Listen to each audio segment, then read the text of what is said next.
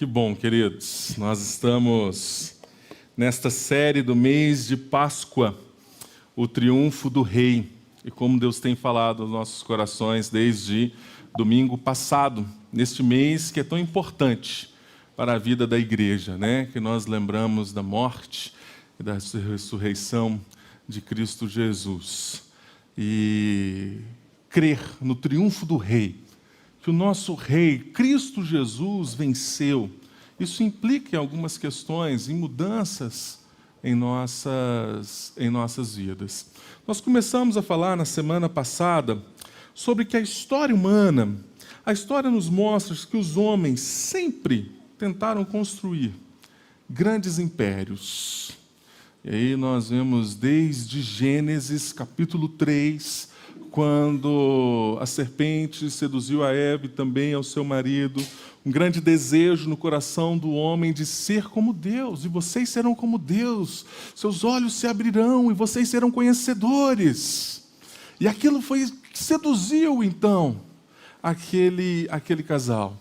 Durante toda a história do Antigo Testamento, a Torre de Babel, quando nós olhamos a história dos reinos, dos impérios, do Império Assírio, do Império Grego, do Império Romano, a história humana é marcada por um desejo de grandeza, por um desejo de construir cada um, o seu próprio império.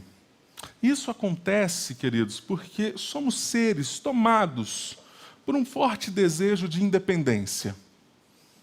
E isso nós vemos também desde Gênesis capítulo 3. Um forte desejo do homem, da humanidade, em caminhar distantes de Deus, por um caminho perigoso. E quando nós olhamos para esta realidade, um grande filósofo, Søren Kierkegaard, ele diz o seguinte a respeito disso: o orgulho espiritual é a ilusão de que temos competência sem Deus para conduzir a vida, desenvolver nosso próprio senso de valor pessoal e descobrir um propósito grande o bastante para dar sentido à vida. Ele resumiu bem o que é o desejo do coração do homem. O que é esse desejo de independência de Deus que paira sobre a humanidade desde Gênesis capítulo 3. Um orgulho espiritual, um orgulho onde nós achamos que podemos construir, fazer, produzir valores que possam ser assim dignos. Muitas vezes, dentro da espiritualidade, até de atrairmos a graça de Deus por causa desses valores. Porque, como nós falamos muitas vezes aqui, é uma sociedade onde as pessoas são movidas pelo fazer, é uma sociedade multitarefa, é uma sociedade onde as pessoas não descansam, o que fala e o que impera é o desempenho de cada um. E muitas vezes, o nosso relacionamento com Deus, o que determina, ou o que nós queremos que seja determinante é o nosso desempenho.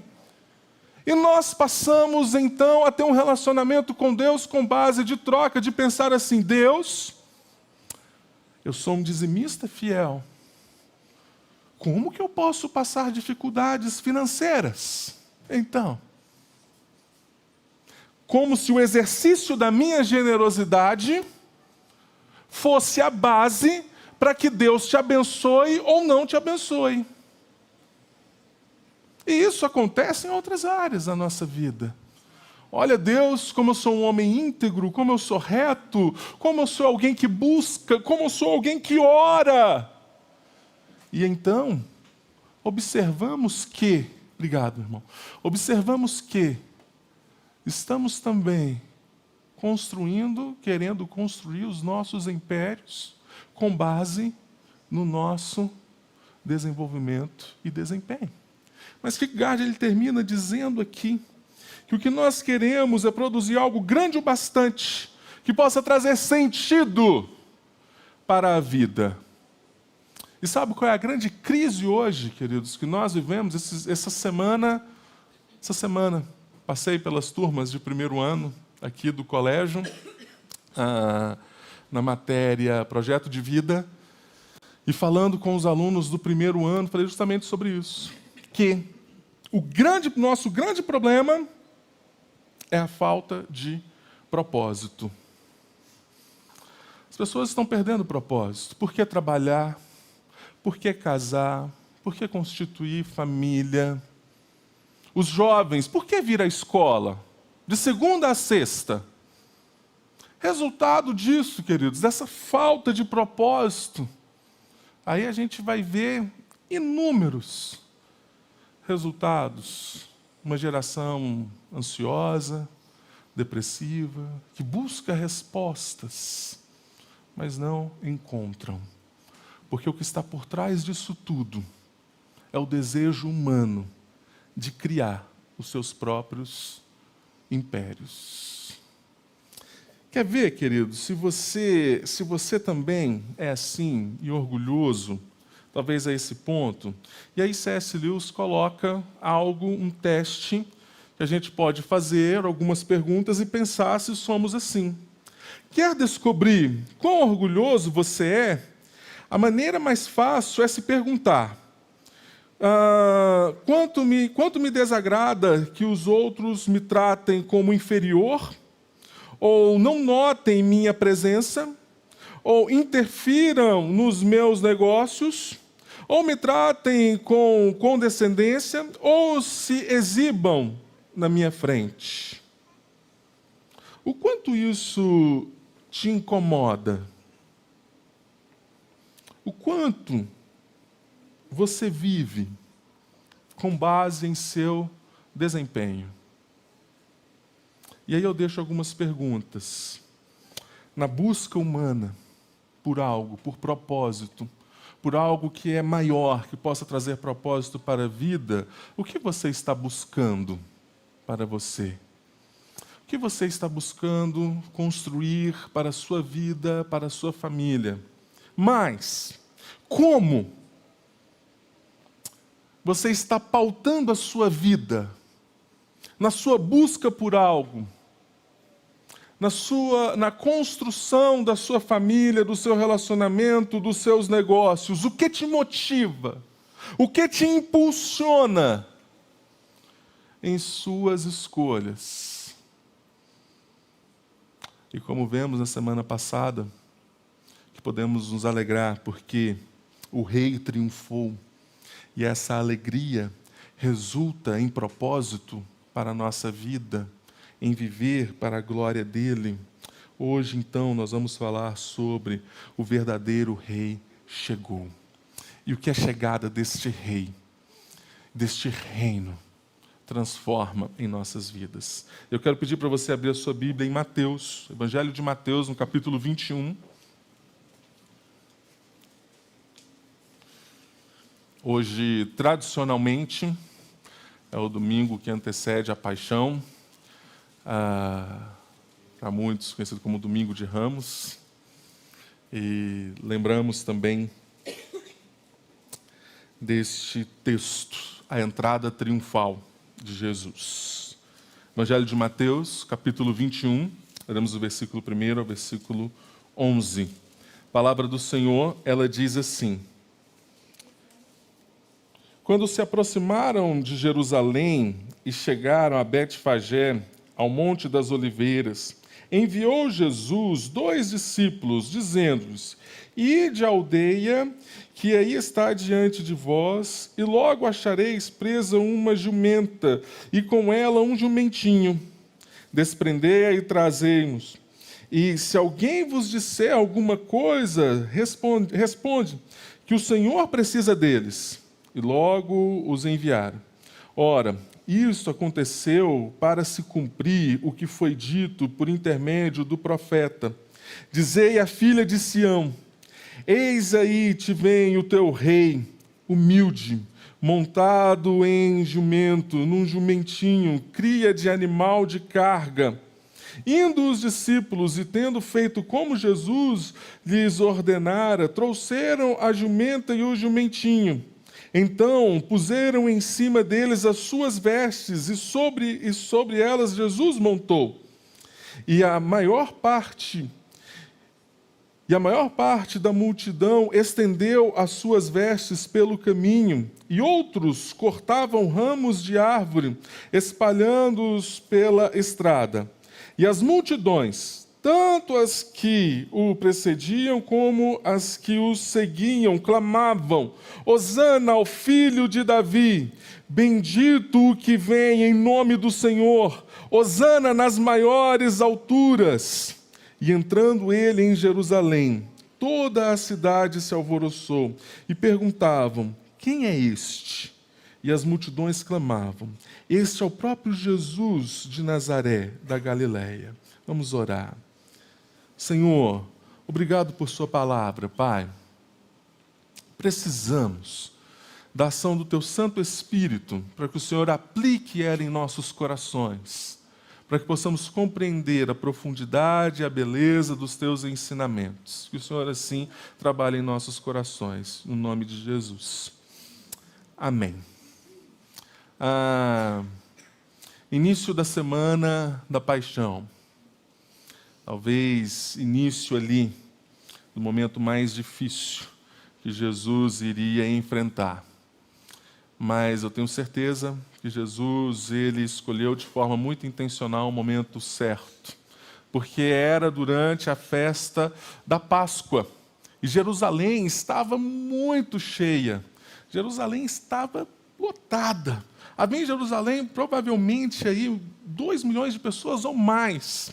Alguns escritos, alguns historiadores, eles falam a respeito dos números de animais que eram sacrificados durante a Páscoa, e são números exorbitantes, que chegaram ao ponto de eles terem, depois de um tempo, ter que definir que é um animal para cada 10 pessoas, porque senão eles não davam conta do volume de sacrifício de animais que acontecia durante este evento, durante a festa da Páscoa. Jerusalém estava cheia.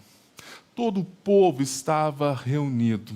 Os judeus estavam reunidos. Aqueles que eram curiosos por esta festa estavam reunidos nesta cidade.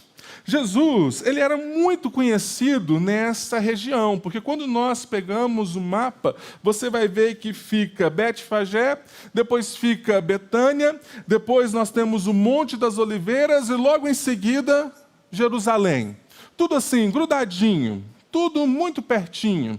Em Betânia, Jesus tinha muitos amigos, porque ali Jesus ressuscitou Lázaro, ele tinha a família de Marta e Maria ali. Então, o nome de Jesus era muito conhecido pela obra que ele operou naquela região. Se você olhar no bloco anterior a este texto também, Jesus cura 2 cegos. E o nome de Jesus vai se espalhando e sendo conhecido na região ao ponto de ele chegar, e se alguém perguntar por que vocês estão pegando a jumentinho, o jumento, vocês falam: é porque o Senhor precisa deles. Tamanho nome de Jesus ser conhecido. Jesus, ele trabalha aqui de forma intencional. Nós vemos no versículo 4, no versículo 5, que isso aconteceu para se cumprir o que foi dito por intermédio do profeta. Dizei à filha de Sião, e aqui ele está falando do profeta Zacarias, no capítulo 9, versículo 9, que a palavra diz: alegra-te muito, ó filha de Sião, exulta, ó filha de Jerusalém. Eis aí te vem o teu rei, justo e salvador, humilde, montado em jumento, num jumentinho, cria de jumenta. Eu penso que esse momento foi muito pensado por Jesus. Toda a sua construção, todo o momento de ele anunciar. Jesus que passa boa parte do ministério dele curando e fazendo, mas pedindo para as pessoas: olha, não conte para ninguém ainda.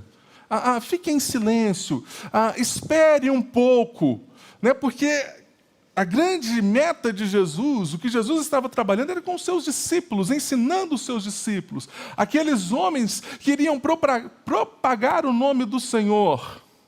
E agora, então, o que Jesus faz é o contrário. Ele começa a anunciar. Agora sim, agora é o momento de dizer que o Rei chegou, que o reino de Deus chegou. E quando nós falamos isso, que o verdadeiro Rei chegou, em primeiro lugar, nós aprendemos com o texto que ele não vem para suprir as nossas expectativas. Veja o texto comigo. Eis aí te vem o teu rei, humilde, montado em jumento. Quando nós olhamos para isso, quando nós olhamos para o clamor do povo, Hosana ao filho de Davi, isso já chama um rei forte e poderoso. Qual era a expectativa dos judeus em Jesus? Que ele entrasse marchando em um cavalo como um rei vitorioso na batalha. Então que ele levantasse um forte exército e derrotasse todo o Império Romano. Então Israel novamente seria um povo forte. Essa era a grande expectativa deles. Mas o texto nos conta e a profecia nos fala que ele vem humilde. E sim, eles usavam 2 tipos de animais para a entrada triunfal. A entrada triunfal que era parte de um ritual também muito conhecido no Império Romano, porque todos eles entravam, as pessoas iam para as ruas gritando, os soldados voltavam trazendo ali as suas conquistas de guerra, entrava o imperador à frente, os generais então, com toda a pompa, que talvez na ideia, na expectativa do que seria um grande rei, mas esse grande rei, ele diz então, eu acho que não foi o Espírito Santo de Deus. Isso eu tenho certeza. Aqui. Mas, queridos, ele vem de forma humilde. E eles usavam os animais, o cavalo, que era o símbolo de guerra, mas o jumento, que era de paz. Porque ele é o príncipe da paz. Ele vem para trazer paz e restaurar o nosso relacionamento com Deus. John MacArthur, ele fala a respeito dessa expectativa, e ele diz o seguinte: eles esperavam que quando o Messias viesse, seria um homem com tremenda autoridade e influência, que assumiria o poder, destruiria os romanos e todos os inimigos de Israel e cumpriria instantaneamente todas as promessas de reino feitas a Abraão, Davi e aos profetas. E ao fazer estas coisas, ele traria salvação plena para Israel. Mas ele veio cumprindo outra promessa, que dizia que um menino nos nasceu. E que ele é o maravilhoso conselheiro, o Deus forte, o Pai da eternidade e o príncipe da paz. Sabe o que eu aprendo com a entrada triunfal de Jesus? Fazer parte do reino de Deus, e que o reino de Deus não é um reino comprometido com as nossas expectativas humanas, passageiras e terrenas. Porque quando eu olho, Jesus ele não está comprometido em conquistar palácios terrenos, mas em alcançar os nossos corações endurecidos. Às vezes, quando nós colocamos e dizemos que o nosso rei venceu, que nós fazemos parte do reino de Deus, no nosso coração endurecido, muitas vezes queremos, com base nesse relacionamento com Deus, que Deus, Ele faça, realize as nossas vontades, o nosso querer, construa o nosso império.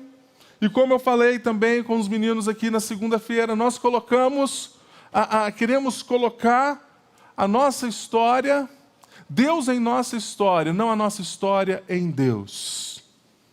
Mas o reino de Deus, ele vem para nos dizer que Ele está comprometido com aquilo que é eterno, que Ele não está comprometido com valores terrenos, mas com a sua obra eterna de redenção. Mas o que nós não podemos esquecer, que o Rei da Paz, o Rei que entrou montado em um jumento, Ele voltará. E quando Ele voltar, Ele irá voltar em um cavalo, para também julgar. Que é o que a palavra de Deus fala em Apocalipse, capítulo 19. Vi o céu aberto, e eis que um cavalo branco. O seu cavaleiro se chamava Fiel e Verdadeiro, e julga e peleja com justiça. O príncipe da paz, fazer parte do reino de Deus, requer dos nossos corações temor.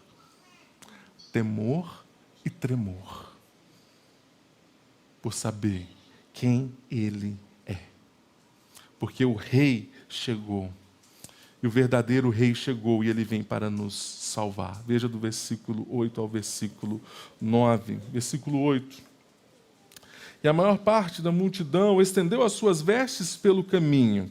E o que eles estavam fazendo aqui era justamente imitando os discípulos, que estendeu as suas vestes para selar o jumento para que Jesus pudesse montar. Mas o que eles estão fazendo aqui é relembrando algo que já foi feito para um rei de Israel, para Jeú, que eles fizeram justamente a mesma coisa.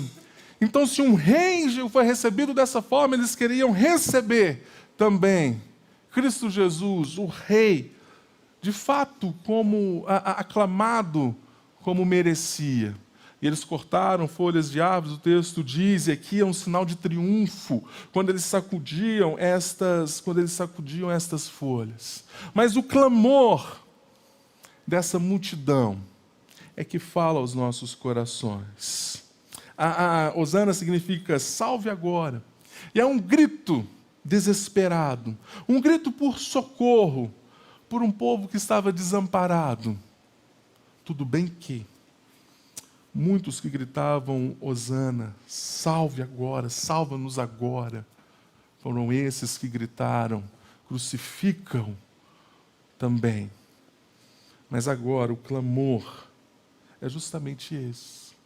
Porque este clamor, o que eles estão fazendo aqui é fazendo menção daquilo que é o Salmo 118, do versículo 24 ao versículo 17, que vai dizer, ó, salva-nos, Senhor, nós te pedimos, ó Senhor, conceda-nos prosperidade, salva-nos.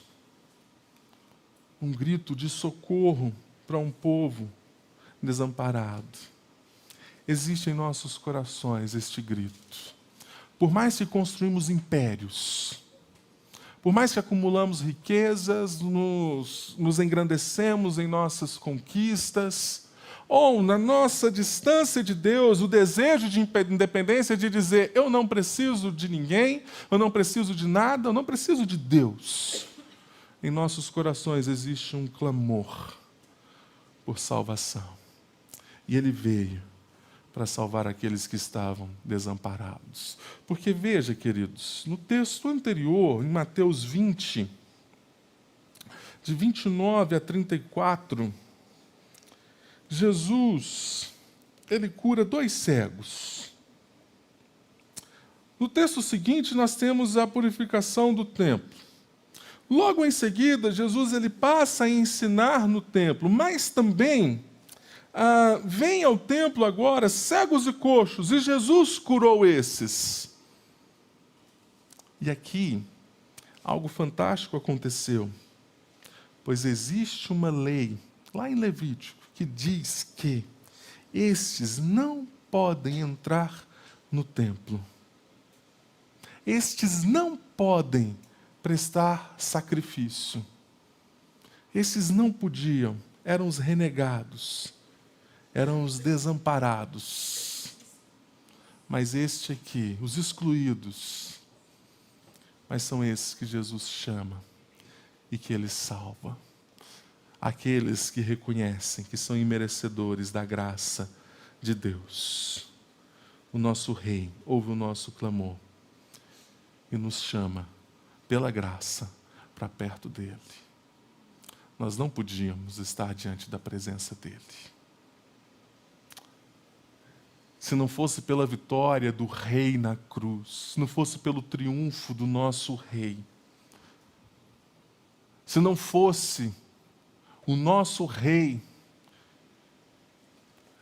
vir para não seguir os nossos valores, este reino não falasse da eternidade, não poderíamos estar na presença de Deus, da presença do Rei. E só podemos estar porque o nosso Rei triunfou. O nosso Rei, ele veio para nos salvar, para pagar um alto preço pelos nossos pecados, para morrer no meu lugar, no seu lugar, a nossa dor, a nossa morte, e morte eterna. Eu nunca morri, mas eu imagino, mas já enfrentei a dor da perda de muitos. Imagino que deve ser algo muito doloroso. E essa morte era eterna, um eterno vazio de distanciamento de Deus. E ele morreu, ele veio e venceu para nos salvar.